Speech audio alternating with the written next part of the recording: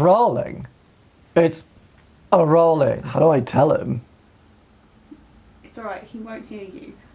He's so innocent. So hello, Boss Bing. Yesterday you talked about current affairs and you actually thought that footage that you took on the bus was almost too boring to keep in, but I'm really glad you did because I have a lot to say. So for you right now, it's February 2016, a lovely, beautiful time when everyone is friends and they frolic in the street and hold hands. Little do they know in their innocence that 2016 is about to be one of the worst years to ever happen, ever. Definitely one of the worst for the world in your lifetime. It was a year of huge political change, an incredible number of celebrity deaths, refugee crises, viruses, and huge terrorist attacks. So let's talk about a few things. Past Bing, I have a list here. Donald Trump.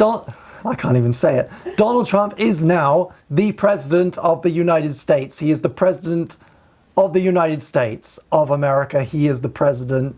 He won it. He won the presidency. He's the president. And is celebrating his new position by writing many, many executive orders and shaking things up, trying to build that wall, banning travel from majority Muslim countries into the United States, hating on abortionists, hating on women, parading his ex-model wife around in front of other people, and she just is lost. She doesn't know what's happening. She used to be an escort. Yeah, I'm saying it nicely.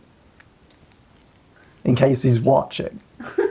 He does spend a lot of time on Twitter. He spends too much time on Twitter! For the first time ever, the leader of the free world is a man who has meltdowns on Twitter like Kanye West. A few months prior to Donald Trump taking office, the UK voted in a historic referendum to leave the EU. I personally, like a lot of young, intelligent people, was opposed to it. Mandy was as well. Mandy wants you to know that she didn't like it either. Nevertheless, the Leave side was victorious, and we are slowly figuring out what that means. We're still in the EU, we probably will be for a lot longer, but there's a lot to unpack and nobody really understands how or seems to have had any kind of plans.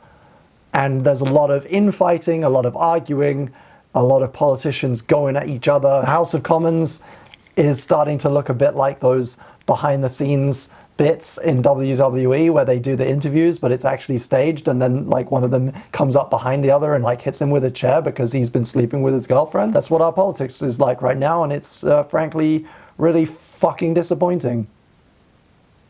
Celebrity deaths. In 2016, we lost David Bowie, Alan Rickman, Glenn Frey, Sir Terry Wogan, Harper Lee, Frank Kelly, Nancy Reagan, Sir George Martin, Paul Daniels, Ronnie Corbett, fucking Prince, Muhammad Ali, Anton Yelchin, Gene Wilder, Arnold Palmer, Leonard Cohen, Sir Jimmy Young, Ron Glass, Andrew Sachs, Peter Vaughan, Zsa Gabor, George Michael, Carrie Fisher, and then her mum, Debbie Reynolds.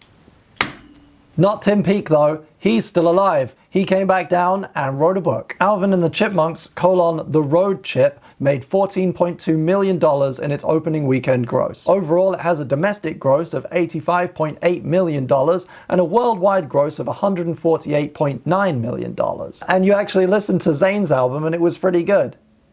It's got a lot of wobbly auto-tune in it, but the production is pretty nice. I'd like to point out though, Past Bing, that while the world was having a terrible, terrible, terrible year, you were actually having a pretty good one. 2016 for you was a gradual incline. The beginning of the year forced you to rethink a lot and become disciplined. That discipline led to you finding more work and finding ways to make yourself healthier and happier. You finished that album you're working on, 2215, and it's not dog food. It's beautiful, and I'm so proud of it. I'm able to hold it in my hand and put it on my wall because of the work you did. And hundreds of people have a copy of this, Past Bing. Hundreds of people have bought this on vinyl or CD and still can.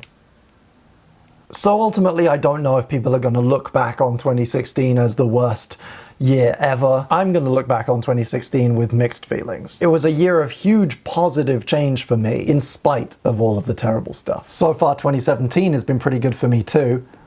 And I feel like if I just sit here waiting for long enough, it's going to get even better.